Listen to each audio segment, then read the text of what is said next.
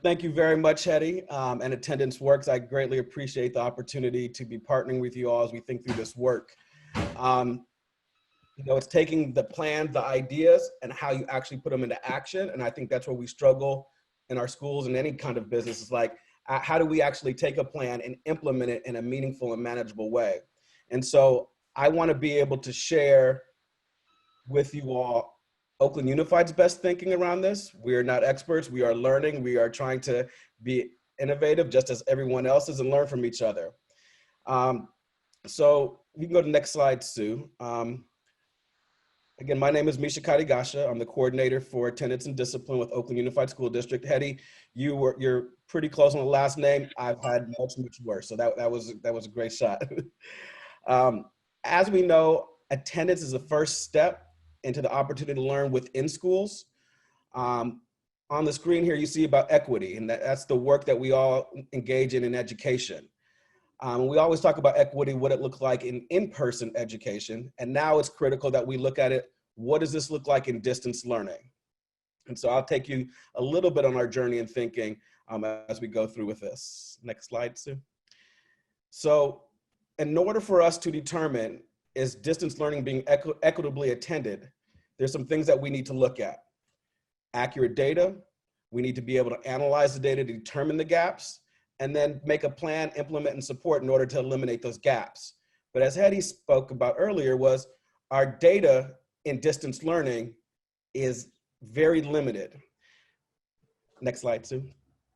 So on March 13th, I think was the first day that Oakland Unified went into, was our last day of in-person learning. So between March and the end of May, we had our distance learning fully implemented district-wide, but we had no way to assess as a district how our students were attending or participating at a district-wide level. Each site did have their own Google tracker, and they could assess the participation of their individual students, and were actually able to implement tiered interventions. And considering the scenario that all of us have been thrown into within 2 or 3 days once we all went into shelter in place and had to rethink and reimage our whole educational system, I actually think our school sites did a commendable job of doing the best they could with no information and having to create and implement immediately. And so I think our school sites were able to do a pretty good job given the conditions to get that information. But again, however, as a district, we could not analyze each site's individual tracker, thus we weren't able to adjust district support, implementation, nor guidance. And so going into the fall of 2020, we realized we could not continue operating at a district level of everybody using their own tracker, that we had to somehow use our student information system, and what we use is Aries. And we needed that to be able to track some of the key data points, including attendance/participation. So as Hetty explained earlier, there's some key data points that we wanted to be able to collect to understand the equity levels and the lost learning time. And so one of those data points was contact.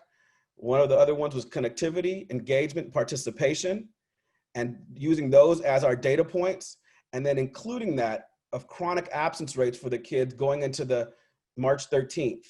And if we were able to look at all of those data points, that we could have a better understanding of lost learning time and which kids needed to be intervened in, what subgroups or which areas in our city needed the most support.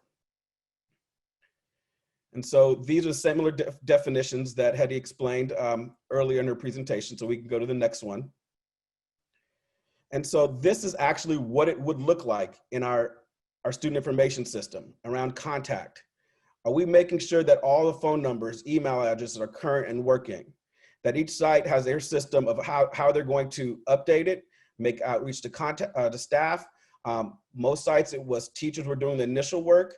If the information was correct, great. If they got something different, they would let the front office staff know, who would do the data entry. Front office staff would always make outreach to families who the teachers weren't able to. And then if no one was able to make contact in any kind of form or fashion, then it would be referred to our cost teams or the coordinated, the support teams at each of the sites to do more in-depth intervention. The second data piece we wanted to collect was the connectivity. Do our students have internet and device? Do they have a device, no internet? Do they have an internet no device, or do they have neither? And so this is also a feature in Aries that we were able, and we usually did not collect this at first, but since distance learning started in March, we made sure that we went through to each of our families to determine what their connectivity levels were like. The next piece is around engagement. How are we able to track relationship building, opportunities for resources, access to social supports, mental health, physical supports?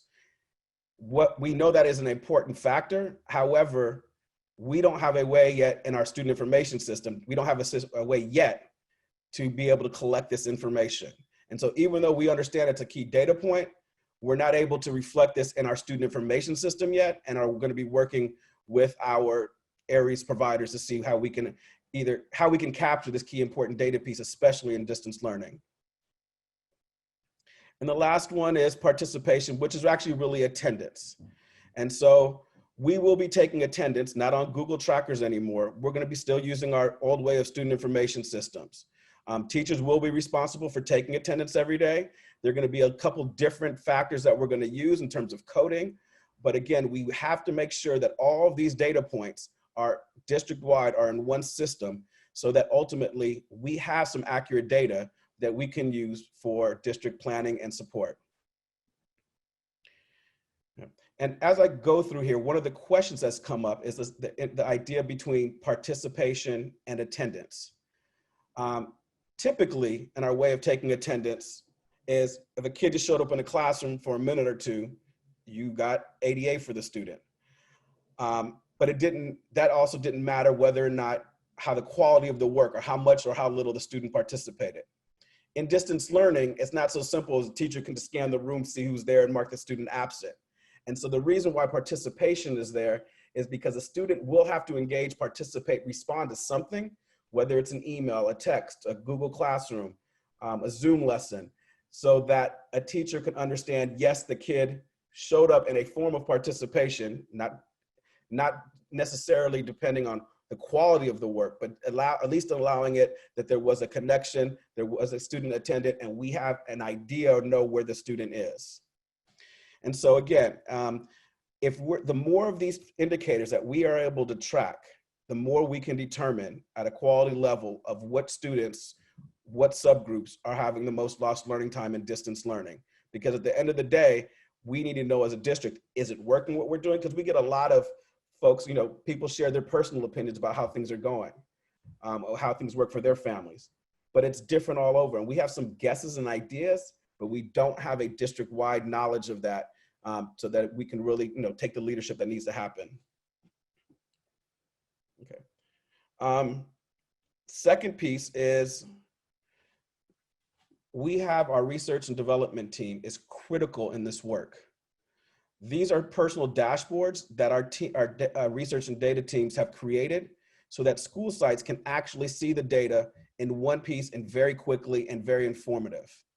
The challenge is if we ask our sites to say, you do all the reports in Aries and you figure this out, sites are already inundated with work. They can't spend hours disaggregating the data. And so it is very important that central research teams or development teams are able to create dashboards. So when a site has an opportunity to meet for 30 minutes, they're not spending all their time scrambling, trying to disaggregate the data.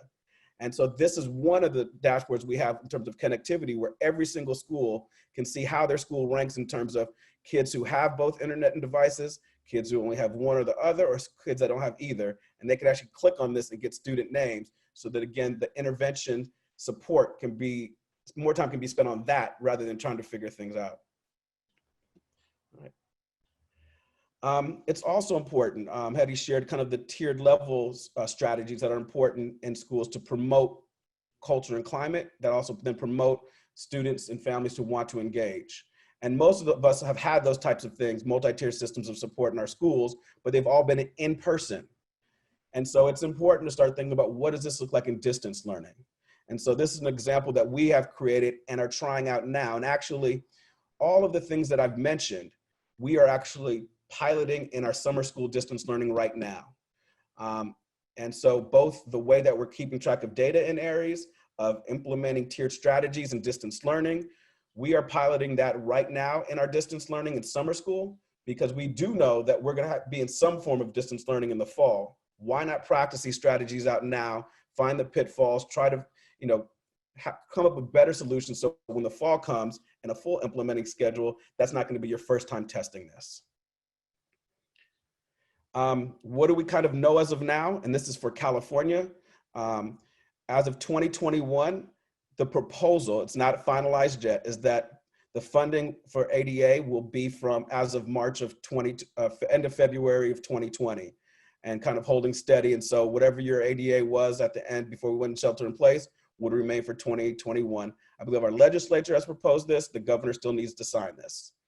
We also know that we will need to track participation/attendance, and that was not required at the end of last school year, but it will be. We haven't had the guidelines of exactly how that's going to be done, but in some format. So you should start thinking about how is this going to look like in your student information system. We also know and have heard that truancy laws will be diminished or put on hold. Again, nothing is final now, but as Hetty suggested, we also know that truancy wasn't always, the laws aren't always the best way to get people engaged. It was about relationships and everything. And so it's important that even though truancy laws may be diminished or put on hold, our outreach, our interventions, our support, our building relationships need to continue even at a higher level, because we know that many more families are going to be disengaged during this period. And ADA is average daily attendance. I saw something on the chat that showed up, which is where in California, how we get our funding for students. What do we need to consider? One of the things in terms of if we do positive attendance is more for the secondary sites. So school, middle and high school that may have typically 6 to 8 periods a day. That's about 150 students for a teacher. And it's one thing, and you have 30 kids come at a time, you scan the room, you mark the kid that's absent. It takes about a minute or two, or while they're doing their do now, and you go on. But in distance learning, if there's many different indicators or factors of where a kid could check in, whether text message, email, Google Classroom, Zoom, is it manageable for a teacher in secondary school to have 150 of those contacts and trying to assess that every day? And also with distance learning, our teachers have shared with us about the relationships, how tough it is with 150 in distance learning. And so we are thinking about in our planning, do we want to actually minimize the periods or the structure of how we're doing our secondary school? Do we want to have mini-mesters? Instead of having 6 classes a semester, you have 3 a semester. And maybe it's more in depth and the relationship is built more. And then it's 3 classes one semester, 3 classes the other semester. Or do we even go down by marking periods and have 2 classes a marking period that are, almost 3 or 4 hours, of instructional content a day? So there's some things that we need to think about. Also virtual school. We know many families are not going to choose to send their students to school, even if it is in person or part of it.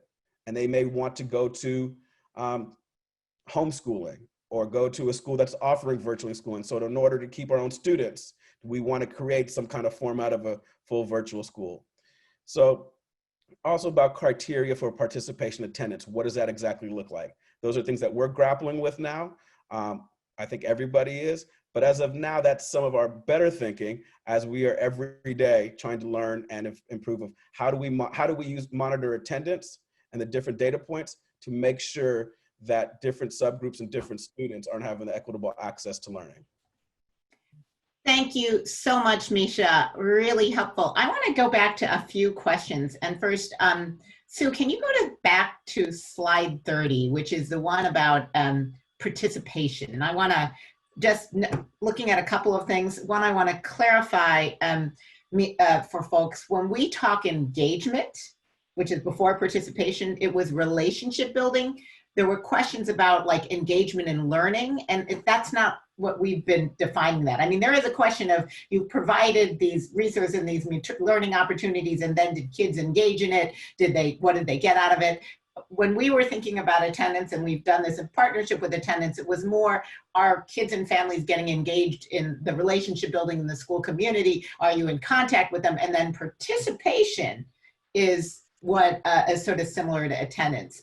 So can you just talk a little bit about what does it mean that teachers will, and I know you were getting at this in the challenges at the very end there, Misha, but talk a little bit more about when would a teacher actually might say the kid participated?